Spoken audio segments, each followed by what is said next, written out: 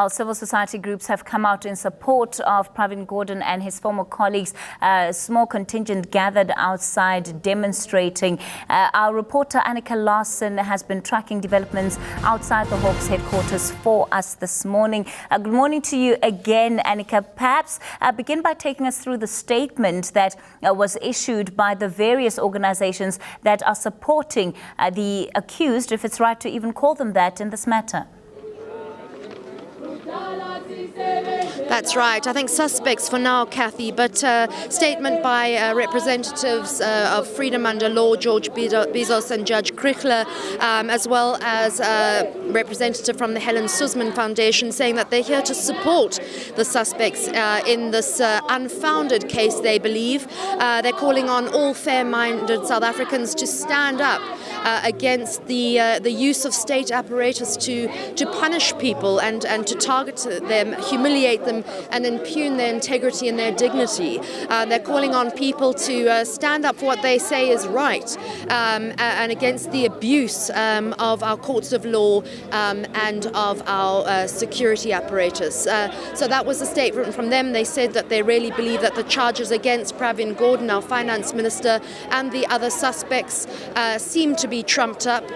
They're there for the wrong reasons. They're part of a political conspiracy, and it's time for civil society to take a stand. One person who came here today, who's a political analyst, Ivan Pillay, but you came in your own personal capacity, didn't you? I did. I work for an institute at Wits University, and we do a lot of work on the public service.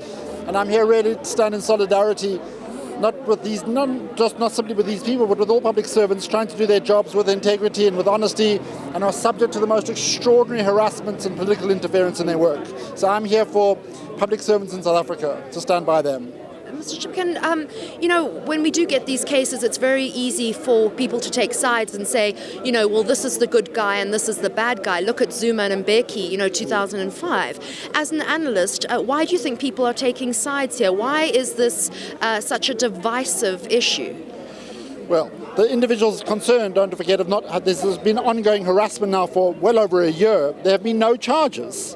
It's just been this constant sense of a cloud created around all of them that they've been involved in illegal criminal activities, but there have been no charges. Finally, it looks like we're at a point where charges might be laid, in which case a proper legal process can begin to unfold. But until now, there's just been rumours, there's just been accusations, scandalous accusations, which will finally, where we'll see now, they'll be able to go to court and fight their case. Thank you very much, Mr. Chipkin, for chatting to us. Kathy, I've just had a chat to Ivan Gordhan's wife, Vanika. It's the first time that I've actually spoken to her since this saga unfolded. And she's she's a strong woman, but she said that this has just caused such heartache and grief for her family. She said, her and Ivan fought in the struggle, and now they feel their own comrades have turned against them.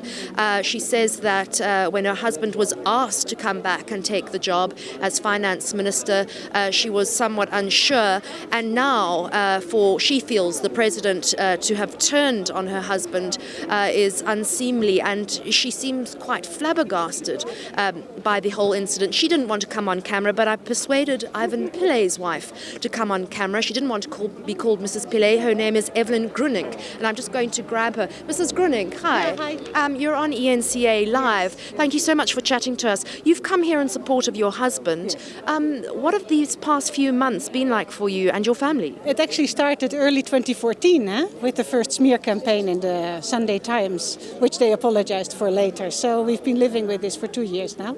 What is your husband feeling at the moment? How's he doing? He's fine. As I was telling somebody just now, we've always been activists. We met in the struggle. My background is the anti-apartheid movement in the Netherlands. You can hear my accent maybe. We met in those days, and activism is our default mode. And interacting with evil policemen and social injustice is our default mode. So, yeah, we're quite used to this. Do you have any idea of the possible charges that may be laid against your husband? Hey, you tell me. I don't know. As a wife, I think he's a good guy, but you would expect me to say that.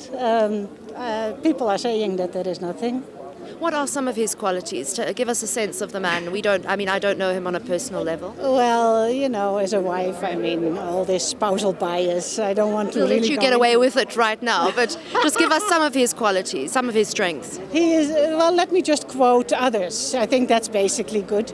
Ronnie Kasrils has said he is completely incorruptible. I believe that to be the case. After 25 years of marriage, I can say Ronnie Kasrils is right about that. And are you coping? I mean, you're not wavering. There's no, sign that you're waiting for this case to just move forward. Do you want your husband to be seen in court to fight this?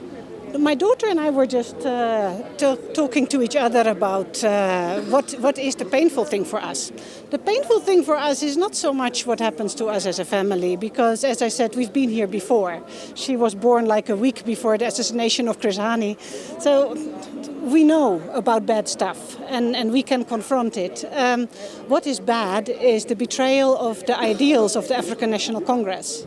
Because now we are told that it's white media and white activists who are somehow racist and who are somehow pro-capitalist. If you think that Gordhan is a good finance minister who's really trying to get money for the poor and for schools and for health, somehow that is capitalist and is white and is racist. No, the money must go to, some people and their friends. Somehow that is not capitalist.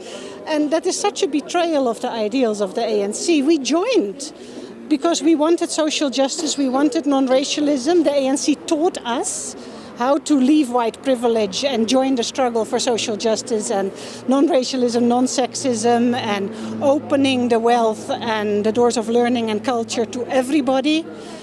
South Africa belongs to everybody who lives in it. That's why I came here in 1990.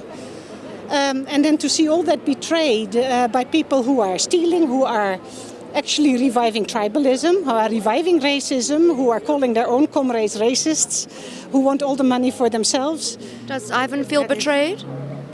I don't know if he personally feels betrayed, but the impression I get from him is that he certainly feels that the struggle is betrayed, and I'm fully thinking that myself. Thank you so much for joining me. Well, that was the wife of Ivan Pillay, Evelyn Groenink.